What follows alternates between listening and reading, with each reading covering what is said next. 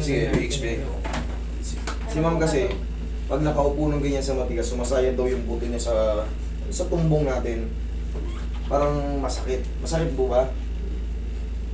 Ang gagawin yan, higa kang patagilid. Tanggalin mo muna yung shoes mo. Ayun nung dalawa. Sige, higa kang patagilid.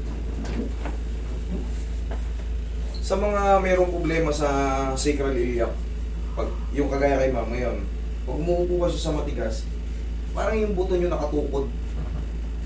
Yan, pag ginanyan nyo, tutukod. Kung wala pa kayong treatment, alam nyo yan, no? Neck pillow. Yun muna pa samantala, lalo kung sa aeroplano kayo, sa bus, o ang matagalan, natatag. Usog ko konti dito, no? Pero ganito lang treatment yan, no? Ganito, oh. I-bend nyo ng paganyan. Relax. Kabilang side. Sarap, di ba?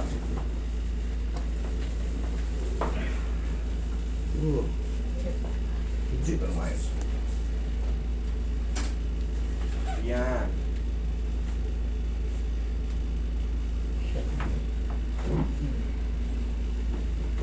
Okay, straight lang.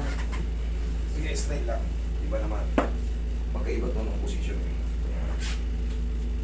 Dito naman. Okay, kabilang side.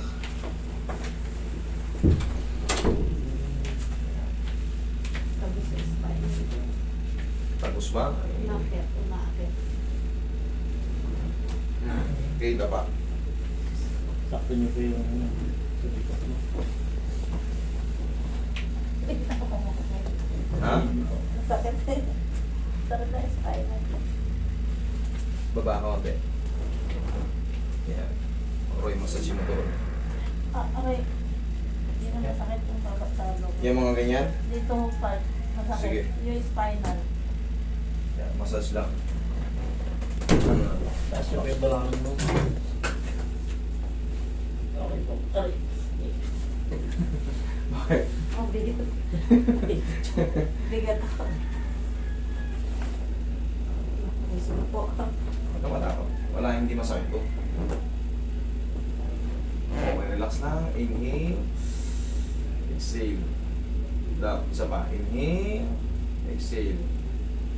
Ayaw mo. Baba mo lang. Ganun.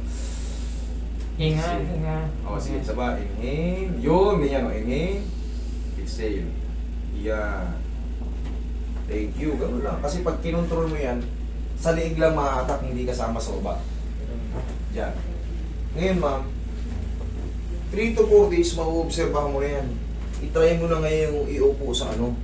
Di ba, pag nakaupo ka na medyo matigas, alam mo yung tukod talaga yung buto mo parang sumasayad siya. Kahit may puwet tayo, pag inanon mo, talaga iba pakiramdam eh.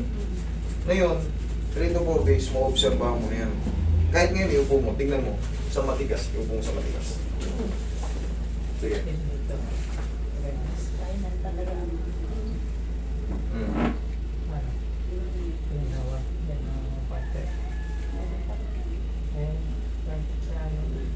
3 to 4 days, yan, obserbahan mo, magsusubside yan. Yung naramdaman mo yung gumanon, yun. Yun naman ang adjust. Umakit yung ano, umakit yung... Na-adjust siya. Yung sakit. O, normal lang yun. Eh, ganun talaga. Pero pag napahinga yan, 3 to 4 days, nawala na yung dito. Yung dito, umahon dito. Okay lang yun. Alam mo, nagalaw kasi ngayon kasi nang nagalaw. Pero, yun nga, i-relax mo lang yan.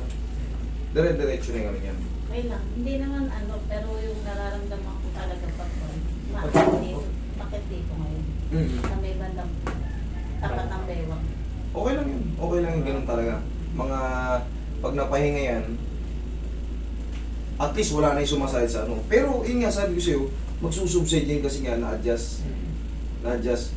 Yung mga na-stress na ano dyan, na-stress na mga ano dyan, okay lang yun. Maaan yan. Report ka sa akin ng mga 4 to 5, 3 to 4 days, tawag ka sa akin ng mga 4 days. Kahit i-adjust ko ng prayer. Okay, magre-relax yan. Thank you. Okay? Marami na tayong hinandle na ganyan. Pinipitik lang yun. Okay? Nag-ganyan ka ba kayo?